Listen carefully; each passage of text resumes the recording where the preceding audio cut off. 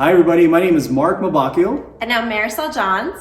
And this is episode 4 of Seen It in Sin City. So the Seen It in Sin City podcast is brought to you by the Filipino American Chamber of Commerce of Greater Nevada. It's a podcast that highlights Filipino Americans in entrepreneurship, businesses, lifestyle, and culture here in Las Vegas. Before we begin, I'd like to actually share a video from Corin, who is going to talk about some events that are coming up. The Las Vegas Filipino Short Film Festival is now accepting film submissions. For more details, visit lvshortfilm.org. To celebrate and honor our mothers, the PhilAm Civic Action International is hosting a gala night to remember and induction of new officers. The event will be on May 25, starting at 6 p.m. at Palace Station Hotel and Casino. Tickets are $75 per person. Attire is dress to impress. For tickets, and if you'd like to advertise in the souvenir program, contact Bernie at 702-354-2132 or Jocelyn at 702-572-3257. Finally, international singer and performer Sheila Kunishige is hosting the launch party, Di Ko Alam Kung Ikaw. I don't know if it's you. That's June 1st, Saturday, starting at 6 p.m. at C3 Seafood Bar and Grill. $35 per person includes a plated dinner and free show with Sheila, Emil Pama, and Hurry Up. For reservations, contact Mr. Wendell at 725-318-5909. This is Corin Ramos with Seen It in Sin City. We'll see you there. Hey Maricel, so Yes. as you know, and probably a lot of folks here that are listening to us know, this is actually AAPI Heritage Month. Yes, so it's Asian American and Pacific Islander Heritage Month, and it's a month to celebrate all of the accomplishments and histories of Asian Americans and Pacific Islanders here in America. And we're such a small community here, and so to have this month celebrate us is so meaningful for us. And so I'm so excited to meet our guests today.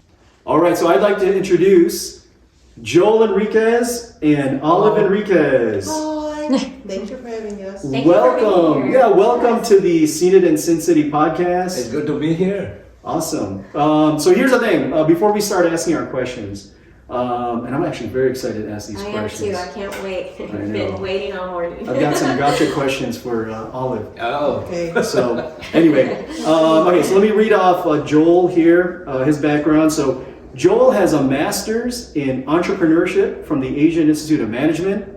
He also has a certificate in convention management and event planning from the International School of Hospitality. He also attended the University of the Philippines, where he studied architecture. He's served as a United Nations consultant for export development for the UNDP, which is the United Nations Development Program. He has served as the CITEM CITEM? Yeah, Saitem, yeah. He has served as a CITEM. Saitem. He has served as a CITEM merchandise consultant for the International Trade Show Manila Fame. And he's also actually been the president of several professional design organizations in the Philippines, like Circle One, the Design Agencies Association of the Philippines, just to name a few. In 1996, he was a co-founder of Luna Design Partners, right? that's great. Which actually became Luna Design International, was it 2012? That's right. When we moved here, it became Luna Design International. Okay. The same business that we registered here in Nevada. Nice. And Luna Design International is focused on creative excellence and the enduring commitment to promote design as a platform for economic development. He previously served as a board member and secretary for the Filipino American Chamber of Commerce of Greater Nevada, which is the sponsor of this podcast. Currently, he is the awesome president of the Filipino American Chamber of Commerce of Greater Nevada, Mr. Joel Enriquez. Thank you. Thank you for that introduction. Wow, I didn't realize it's going to be that long.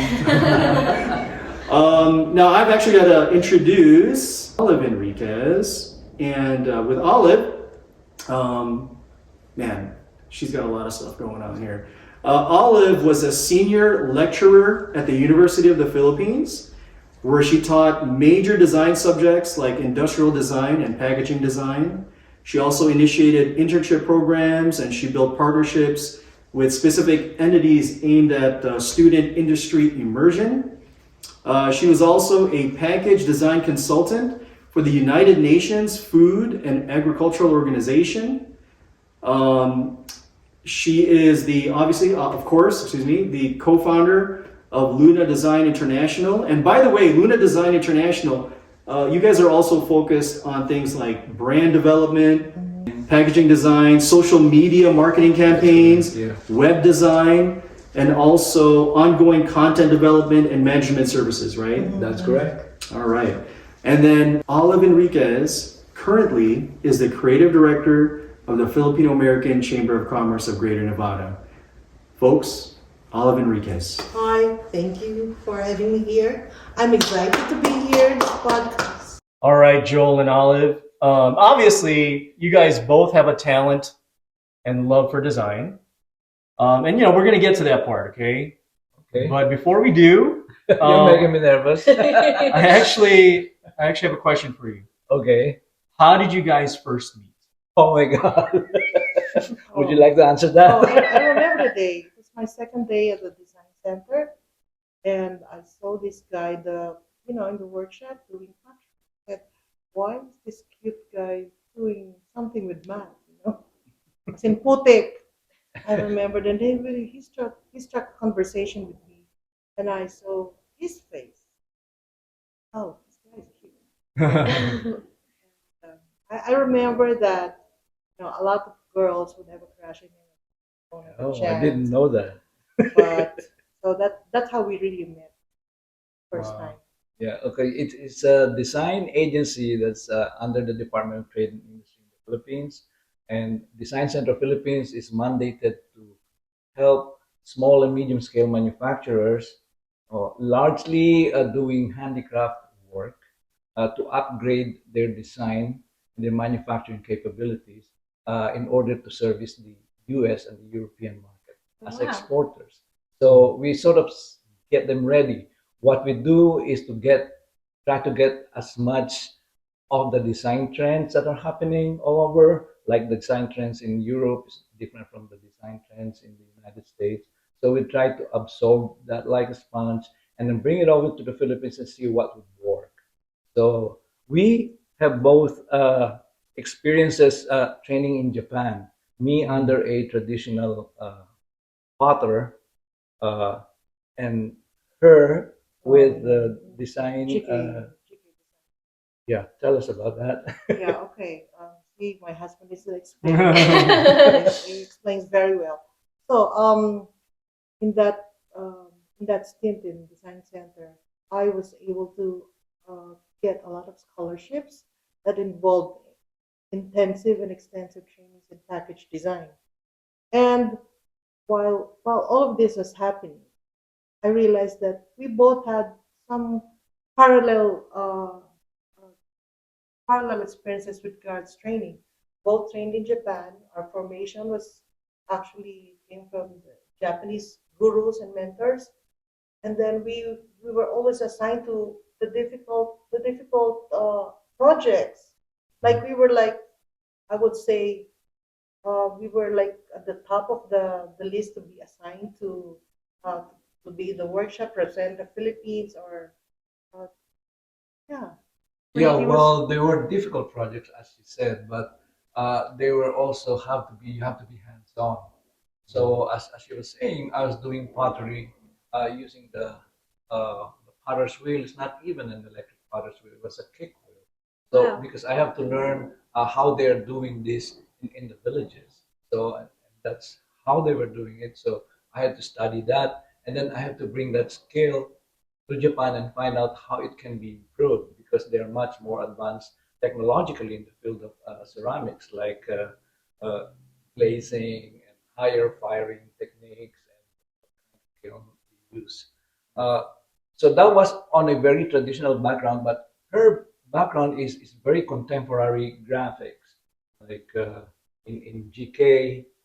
One of Okay. our mentors was the I will continue. world famous. I actually trained under the tutelage of the Mr. Kenji Ekwan, and he's a world-renowned designer. He designed the Kikoman bottle. You know, Oh the wow, iconic Kikkoman. I shape. use that Yes. often The, in my Yes. the, dishes. the soy sauce, the Soy Yes. shake. sauce. So I learned, you know, from not having a background in graphic design because I actually, my background is interior design. I was like fish thrown into water. I was asked to design a logo. I had no idea what the logo was. But you know, the Japanese that, you know, that trained me, they were very patient with me and very methodical. I would say that among my career highlights, that formation that I had in that training was very foundational, and you know, it uh, echoed, it reverberated so much in me that the design principles, what you do, why you have to do it, and when you have to stop doing it, has been very important for me. In fact, I always say, um, I always remember this important afternoon session with Mr. Ekwan. He said that whatever you do, make sure that it mirrors the country's tone. And you know, doing packaging, you know, my first case was actually to do design packaging for chicharron Oh. for the international market, banana chips, all of that. And I got to understand how the Japanese perceive our packaging, and it was not really good, right? So it taught me from you know important things like understanding your market, appreciating your culture, and amplifying your culture to the international market. So what is package design? It had a lot to do with um, culture, heritage, and pride of culture. That was what I learned from the Japanese. And were you guys both training in Japan at the same time? No, we were not. We were not. I was there ahead of her, and I studied under a Japanese traditional master in Kagawa Prefecture in the Okay. city of Takamatsu. It's very traditional. It's very far removed from the atmosphere of Tokyo. So at a certain point, I had to live with the master and absorb like how he treats his pottery. Like it's in complete reverence of the material and of the fact that he inherited it from his ancestors. Like this is a craft that was transferred from the father to the son. Oh wow. So and he really took me in because at that time he did not have a son. He had a daughter, and for some reason, daughters don't inherit the craft. It's always transferred to the son. So he treated me like a son, and I guess that was very good. But it was also under very strict methods, so that we know it from the karate films that we see, Oh like the yes. kind of training that the master would give to a student. It was kind of like that, like he would not do like a day-to-day thing of what we're supposed to do, but he would just say, give me 100 pots and at the least possible time that you can do it. And of the 100 that I will throw, he would choose one or two that is okay, and the rest Oh is wow, the so there was rest. a process. That kind of procedure. So Yes. yeah, and that's part of Japanese culture. Like I had to live with them.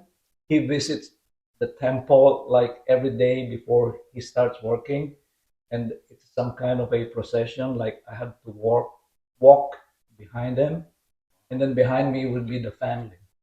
So Okay. it's a kind of an everyday procession, bringing flowers to the temple and then going back and starting the work. That reverberated with me so much that when I was done with the training, like I had a very different outlook about pottery. Who would know? Right.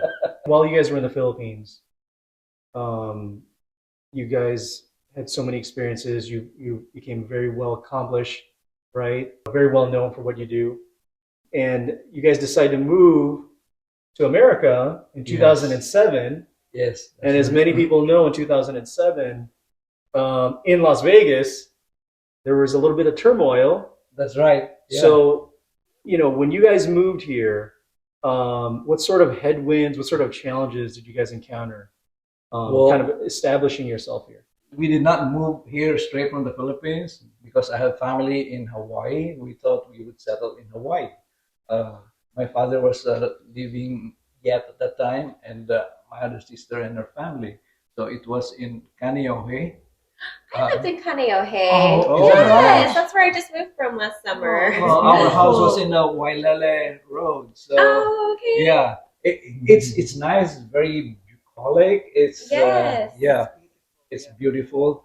But we realized it would be hard for somebody starting here in the United States to start there. So there was nothing practically for Right. people who would like to start up their careers in design development in that area.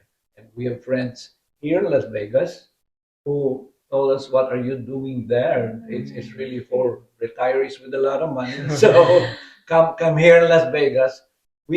We didn't respond to their call right away because once we got we had to go back. our green card, we had to go back to the Philippines and spend one more year there before we came back here. When we came here, the jobs have dried. So I said, okay. Day two, I was pounding the streets like trying to get a casino job. I was able to get one in Bellagio. And she stayed at home, Taking care of Jose. taking care of our kid. Yeah, and freelancing by remote. yeah, that's from the right. Philippines. I remember very vividly the time that we moved here, and any immigrant comes here with 4 luggages and 2 boxes, 2 boxes for the pasalubong. And the time that we moved to our house, why how we accumulated all these things, right? But moving here in the U.S. had been for me one of my great opportunities because you overcome the challenges. I think one of the hurdles I had to go through was, well, there's whatever it is, there's also prejudice, right? And but every time we would show our portfolio, they were just blown away. And the question, where'd you learn all of this? What like I had to say I'm from the Philippines. Oh, is that so? And I wasn't sure about the reaction, if it's positive or negative. But the thing that we did here was I joined the professional design organization, and then we started to get involved with the chamber because we didn't have family here, we didn't have a social group. Only we go to church or Joey's school. And this is supposed to be Sin City, but we were doing the library, the church, and the school. We don't gamble at all. That's why. So we don't. There's no reason for us to go in the casino except for me to work there, and sometimes we would have friends come over, and that's when we go to the street to show them over. But normally we're not in the street. I mean, that's not the normal life that we lead. So you had mentioned about joining the chamber. So currently, there's a lot of chambers, right? There's a lot of chambers and associations. Yeah. But back when you were, joining the chamber, were there other chambers as well? Like, how did you decide to join FACCGN? Well, it was through a friend invited us to attend one of the meetings, and we thought that we be able to, uh, acclimatize the environment, meet more Filipino Americans. The chamber was a good spot. But our business wasn't registered. That whatever business we were doing, we were still from the Philippines. I got to meet the president, the first president of the chamber, and he put in a lot of trust in what we could do. Like we were at that time newbies, but we got a lot of assignments, of course, volunteer work. That was 2012 when we formally joined the chamber. And I'm the longest serving officer of the chamber. I started in 2012. Oh, that's amazing. But during the pandemic, it was like everything took a pause, and the chamber only had 4 members. Manang Rosita, Joel, me, and Jose. Oh. So it Yeah, was, people left, and you cannot blame them. businesses Businesses closed and closed. there was Yeah. really no activity. Yeah. Meanwhile, while all of these things were happening, I just continued posting the newsletter and I was like Yeah. holding the line. So there were announcements from the government about PPP loans, EIDL, and all of those availments because of the pandemic, right? So I just did circulate all these emails and all of these announcements and aggregated some news so that people still know that we're here. And then when the president, the current president, during the pandemic suddenly resigned, nobody wanted to take on the job. So we asked Manang Rosita to be the president, interim president. But Manang had been nagging me, why don't you be president?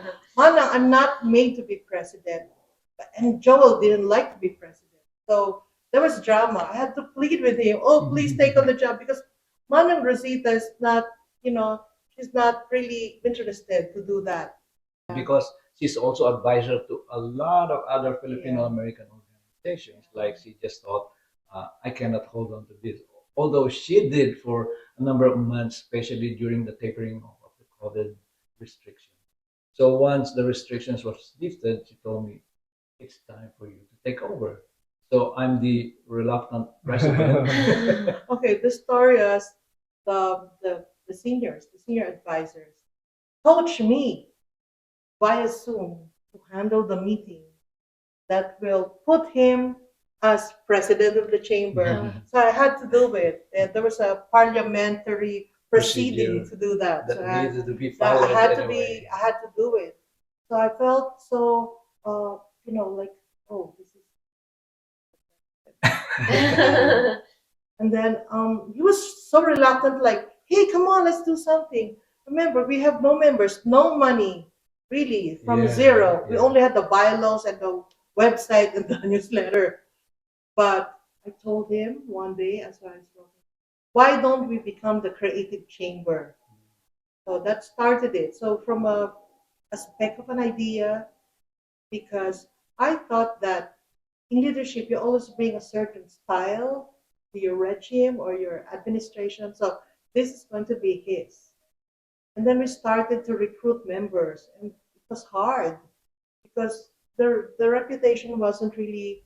I was jealous of kids chamber then because they were doing a lot of things. I thought we start with this, and then we got you, and then we got a lot of people, and that started it. We're almost nearing 100 members now. That's awesome. Yeah, Yeah. that's something to cheer about. And money, there's money in the bag for you. So Olive, speaking of designs, how did you guys come up with the logo for the chamber? Okay, I had to work with the old logo. The old logo is like there's so many elements to it. Very I'll- traditional. So very traditional, circular seal. I said that we should cater to a younger vibe and make it because FACCGN is a long word. It is. It's a mouthful. It really finds out Filipino American Chamber of Commerce. You're out of breath. I said just spell it out, FACCGN, and it had to have a color palette that reflected, like a prism of colors. We simplified everything and then developed a design that took off from the colors. So interpreted it in banners, in our website. And if you notice, one of the things that I really worked on was to make our newsletter noticeable each time it comes out. So, yes. there's a different design of banner. Yes. And I love doing that because it's like Google. Every issue is like, it conforms to the burning topic or burning issue of the month. Yeah. So and then a lot of people like I'm with the FAC. Oh yeah, you're the one with the pretty newsletter. I say okay. And people, the thing is with the newsletter, we really have a very good open rate. People open our newsletter, Yeah. And bear in mind, all of these things that she's talking about really was to rebrand the chamber. We felt we had to rebrand it in order to differentiate us from the other chambers and from the other Filipino American organizations, which we have a lot of here in Las Vegas. So we have to come up with something that would initially get attention and get a retain retaining of that attention and identify us. So all of that is really credit to her graphic design capability and Finally. knowledge. Finally. But we have to work it out. Like even our events have to conform to that. Like we just don't want to do the things that other organizations are doing. We have to do something a little bit different, a little bit fresh, and Yes. and would conform to a much younger audience. Right. Yeah. Yes. When I first joined, it was because of Vegas Fab. And I know that was the inaugural event for the chamber. Are we planning to do that again this year? Oh yes, that's pretty much in the works. But we have to refine it because we receive a lot of feedback, especially from the international participants. But we're refining it in a way that we could make it more compact, and we wanted more people to come in because we have to sustain the viewership, and we hope that it also makes money for the chamber. Yeah, that's the Usual. bottom line. Because we did Yeah. very well in the last Bahay Bukod, the Filipino Food Month. Yeah. It was really good. We got a lot of social media traction there, and a lot of. I didn't realize that mainstream newspapers also captured the story. Yeah. So we just type in Filipino Food Month Las Vegas, and there's the story. Yeah, And Amazing. that was great. I will also say that a lot of the things that are happening, the positive things, is because we have a good team. You know, leadership cannot stand alone. We have to have good leaders and good team members. And, you know, I would credit your work in promoting the Buko Social and talking about the chamber. So I say, it used to be, we say, I'm with FACCGN, what is that? Now they know. And in a meeting with the top community leaders here, one of the leaders said that we were like the valedictorian of the Filipino American organization. Yay. You know, Pat in the back. Yeah, And, you know, that's great. I do actually have to say that that's one of the things that I think that I really like about being part of this chamber is during the board meetings. It's really there's this like sense of like, hey, if you have a good idea, just do it. Bring it up. Yeah. And actually, this podcast was born out of like just a thought that I had, yeah. and then yeah, I and then remember that. I actually was not wanting to be a part of it. I just wanted to throw the idea out there, and then Joel was like, "Hey, Mark, why don't you just do it?" yeah. But here's the thing: that's just an example of a lot of things that Joel and Olive, what you guys bring to the meetings and to the chamber is that you give us a feeling of like, yeah, you know, I mean, open your mind. Yeah. You know, that's like right. if as long as it's not crazy and illegal, right? I mean, like, yeah, It just, could be a little bit crazy. or really illegal, right? Yeah, just try it. Just Yeah. try it, and that's what I love about being a part of this chamber. But I actually did want to ask you guys because Yes. man, you guys have accomplished so much, right? And there's still Thank so you. much to do, Still so much to do. so that's many for sure. achievements. I actually wanted to ask on a professional and also like on a chamber level, what are you most proud of, both of you? Wow. Professional and also with the chamber. Deep thinking here. What am I most proud of? I am proud. So far. Yes, So I am proud of how the chamber has propelled growth and In just a few visibility. years. yeah, it took a while to shape it. I'm talking about visual to design it because I really, when he became president, I took on this job as a full-time job. So my own business had to take a backseat. But here's the thing. It's like when you're accepted, finally you're accepted in the community, right? And that makes me proud that we are. Because before it's like, who is this person talking about design?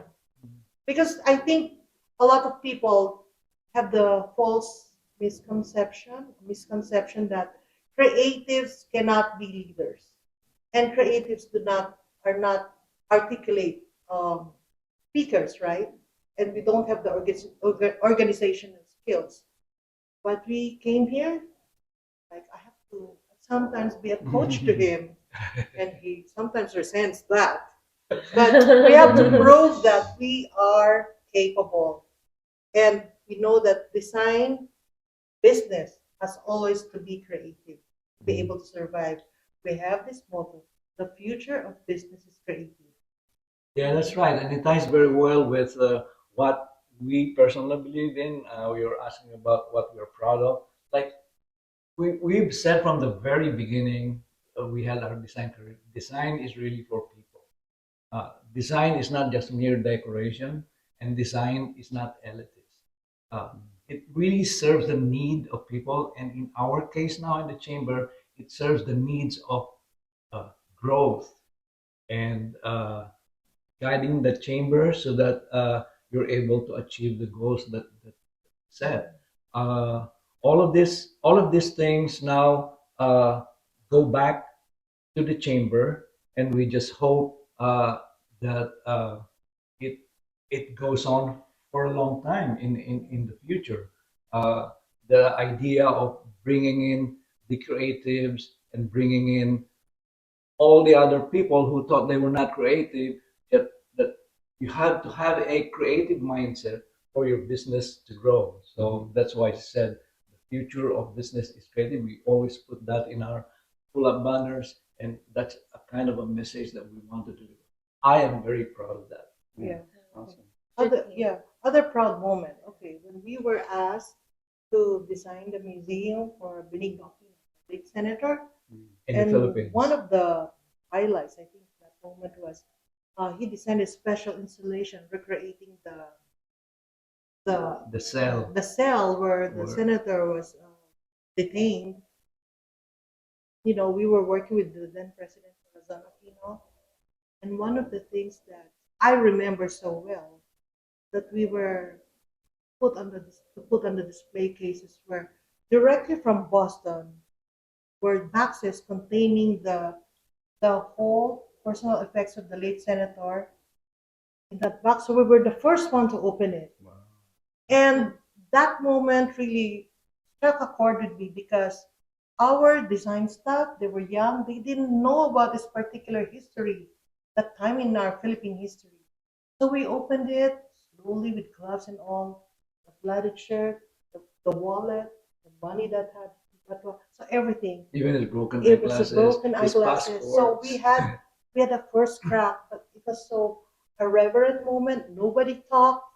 The room was hushed, but Yeah. later on I had to do a narrative of what happened in that particular Yeah. episode. So because of the work that we do with museums, we did a lot of work with heroes.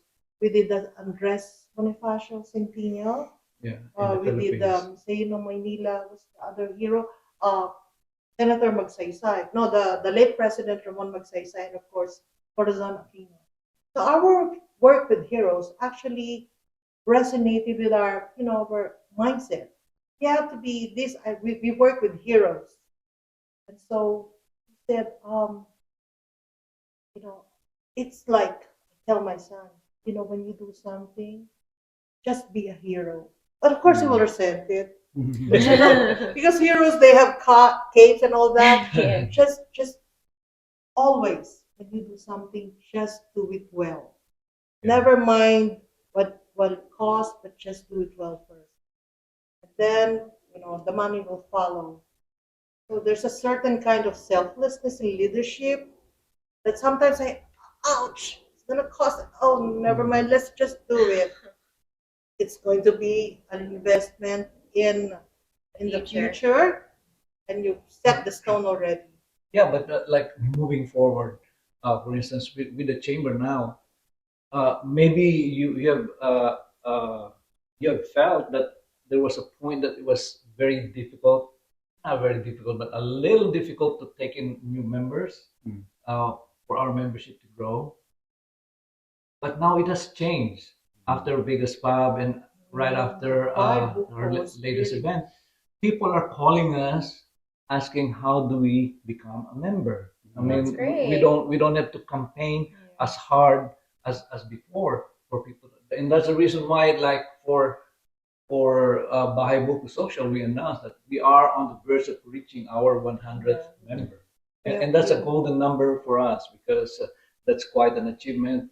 If you have that figure in your membership, it's easier for you to talk to people about grants, about other benefits, fellow members. So that's also something that we could be proud of.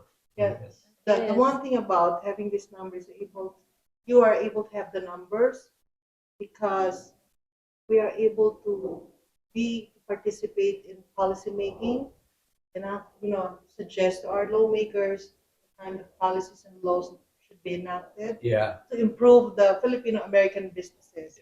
So we're in that position already to do that. Oh, I didn't Yeah. know that. And then having the number 100, something to do with insurance and uh, retirement options.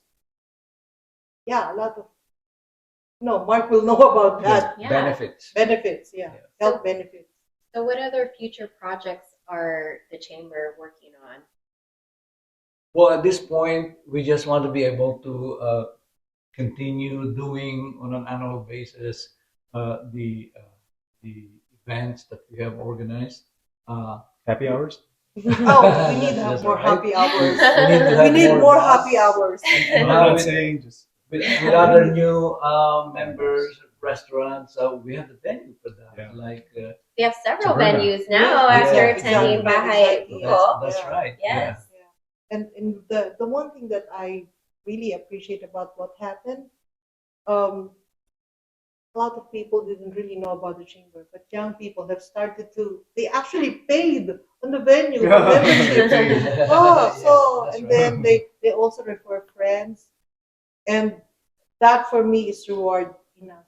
I Yeah. mean, it's paying off. Yeah. So I can probably retire. And No, we need you. You guys need to stay. We thank you so much for your time. I know we've probably been at this for more than 20 minutes, but who cares? Right? I did have two last questions.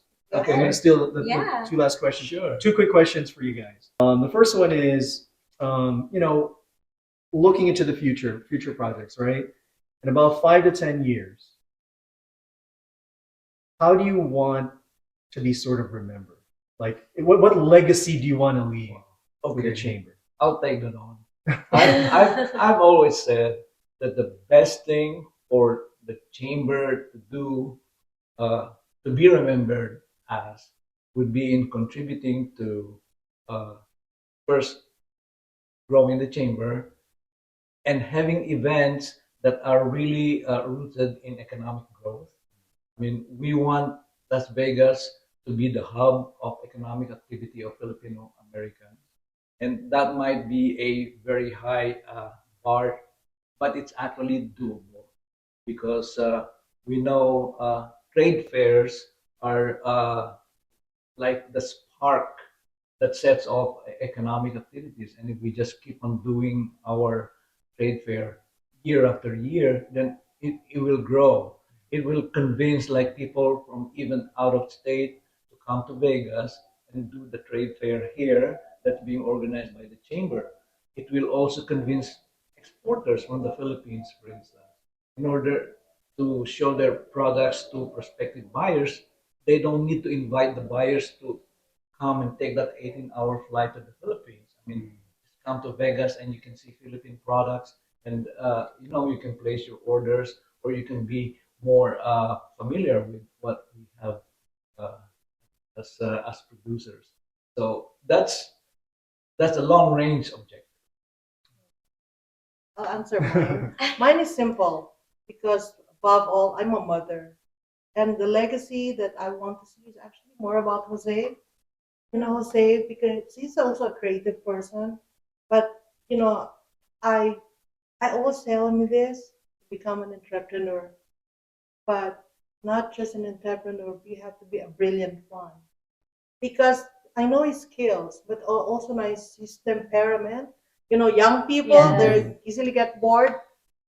Whatever we do, we also mirror and hope that our son picks up from us. Because our son always says, "Why do you guys work so hard?" But Yeah. isn't this the reason why? Yeah. You want to leave a future for your son, but you can't really decide for what they want to do. But I am hoping that with our example in the chamber, and our relationships and our friends, he appreciates that and expands it further to where we started. So it's my son actually. So in my Facebook post, I am first of all Jose's mother. So however it turns out, it's on me too. And the last question that I had was something that, when I was kind of putting together these questions, coming from me last night, there was one question that I wanted to ask you guys. Yes. It's a little scary, okay? But the question is this: you guys your background, obviously is in being creative and design and all that. What's the most, like, romantically speaking, what's the most creative thing that you've done for each other romantically? What is that? We have always said that we have different in personalities, and that's obvious. But we like the same thing. We admire the same thing, and we look forward to doing the same things. Like when we speak of the things that we need to do, we like almost finish each other's sentences, and things that I like, I would notice that she would like also. So it's basically what regular folks do to each other to be romantic, but it has always that layer of what we like to do together. You've never created each other a logo or something? A A logo of love? Let me see. That's a good idea. Why don't we? Thank you, Mark. Okay, okay. What's most romantic? I'll tell you something. I like to cook, and the good thing is he likes to do the dishes. Oh, perfect. Okay, Yeah. yeah. So, okay, seriously, it's like I really like to write, but I know that the one thing that I post on Facebook that has the most likes is when I write about him. So I will use that occasion to, he doesn't like to be talked about. He's always like so modest. I just push him. Hey, come on, go up the stage. He's not like that. So I write about him. And when I write about him, it becomes very automatic for me to be eloquent and articulate about my feelings for him. And I'm not shy about that. And I want that to be like always a love letter. Oops, love letter. And It always comes as a surprise to me. Like she would find an old photo of us way back in the Philippines, and she would post it. It would get like over 100 likes, and says, "Where are these people, and No, it's why so do they like sweet. our old photo?" And, No. How long have you guys been together now? oh, how old is 20. Jose? I mean, but previous to that, we were like 6 years together, so it's about 30 something. No, that's beautiful to Yeah. be together for Congratulations. over 30 years, and then you guys have this business together. yeah, How long has that business been? Oh, in the Philippines, started in 1995. So yeah, how it's long almost was the same time as we were together. Yeah. Because that was, if you remember, I said that's my proposal. Yes. I want to be business partners, and Yes. then it became something else. Yeah. Wow. I would say that it's hard sometimes to live with a fellow creative, but it's also in a way good. So you also navigate. You know when to temper off. Because sometimes I'm just so impatient, and sometimes he doesn't say much when he's annoyed, and that bothers me when it is. I'd rather him noisy than not saying anything, because Aw. then I have to, what is he up to? But the bottom line is, as you go together through that relationship, you learn to navigate. We're still navigating though, I guess that's what life is all about. I mean, you just continue navigating, and like then we have learning. our boss, our son, our boss, who Yeah. tells us everything, anything, even like when we're trying to be, talking about something, it says, "Oh, my parents are so cringe." Oh, there's no, Aw. we're like, That's actually a PDA. compliment, Oh, actually. my parents are so cringe. So before we end here, and once again, I thank you so much for your time. We actually want to take you through this little game called Fast Talk. Are you guys familiar with it? Oh my God, I don't know. Let's do it. All right, Joel, here we go. Day or night? Night. Lights off or lights on? Oh my God. Sometimes lights on, sometimes lights off. I mean, does that qualify? TM, what is it? Which TMI? Yeah, TMI. Good question though, right? Chocolate or flowers? Flowers. From a scale of 1 to 10, how loyal are you? 9.9. Depends who, right? Joel, what's your lucky number? 8. Because of eternity? That's right. Eternal? Yeah, you got it. All right. One thing that you always forget to bring. Oh. My keys. 2 more. Something that makes you cry. Grief. And then the last one thing about Olive that makes you happy. You're cooking. Oh, okay. Thank you. My pleasure. All right, Olive, it's your turn. Are you ready? Yeah. Okay. Money or love? Love. Cash or crush? Wow. Something that makes you happy. Love. Love. Facebook or Twitter, but it's not Twitter anymore, it's X. Yeah. Facebook. Facebook. Something that Joel does that makes you happy.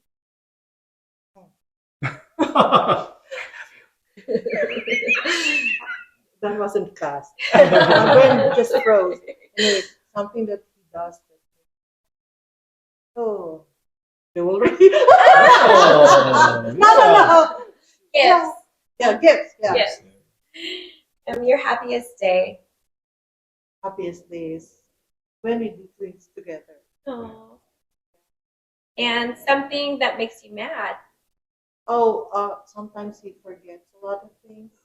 Forgetfulness. And lights off or lights on. Either. Told you. I told you. Beck, love podcasts, right? Yes, Gotta come back for Valentine's Day. Oh my Valentine's God. Oh, We got a little really personal. So, Yes. all right. Thank you so much, guys. thank you. I Thank enjoyed you. it so much. You did? Good. Really, I enjoyed this. So listen, I personally want to thank you guys, not just for being our guests for episode 4, but for also, for being a part of the chamber, and for being the way you are. Yes. I literally love being a part of this chamber because of your leadership, Thank you. your brand, which is, very cool, laid back, very creative, and there's a lot of love. There's a lot of love. Not just with your family, but the love that you show, the members and the board. And Thank you, so, Mark. I'm almost blushing. telling you, Valentine's episode. Yeah. Gotta come back. Oh, okay. That's another story. But yeah, thank you so much. And one quick thing I just wanted to mention for everybody is that, if you need website, brand design, social Packaging. media, packaging, the best. Thank you. Thank you. Luna Design International, these guys are the best. And as a side gig, president of the Filipino American Chamber of Commerce of Greater Nevada and creative director. It is a mouthful, isn't it? The Filipino American Chamber of Yeah, Commerce it of is a Greater mouthful. Nevada. That's right. Yeah. Yeah. But it's, Yeah, It's- one of the things I told him was, you are a creative chamber, so you need a creative director. I said, Yeah. She created that post actually. Oh, I nice. created the post. makes sense. Yeah. And tell us, how can our audience connect with you? We have a website, www.lunadesign-intl.com. You can get in touch with us on Facebook. We're on Instagram. We're also on LinkedIn, and most of all, Facebook. Luna Design, and then FACCGN, Yeah, that's right. FACCGN.org. I just want to thank you guys again for being our guests today. I learned so much about you guys, and there is a lot of love, and it's such an inspiration, not just as business owners, but you guys are partners together and married. And so I know we have a lot of entrepreneurs and other businesses in our community, and you guys are such a great example. Thank you. Thank you. You're Thank so you so happy. much. Yeah, thank you for tuning in to our podcast, Seen It in Sin City. We hope you enjoyed this interview, and we would love your support. If you could share this interview with your friends and family, and let us know if you have any ideas for content or anyone to interview, we would appreciate it. Please leave us a comment below, like and subscribe to our channels on YouTube, Spotify, and we also have social media on Facebook and Instagram. Thank you.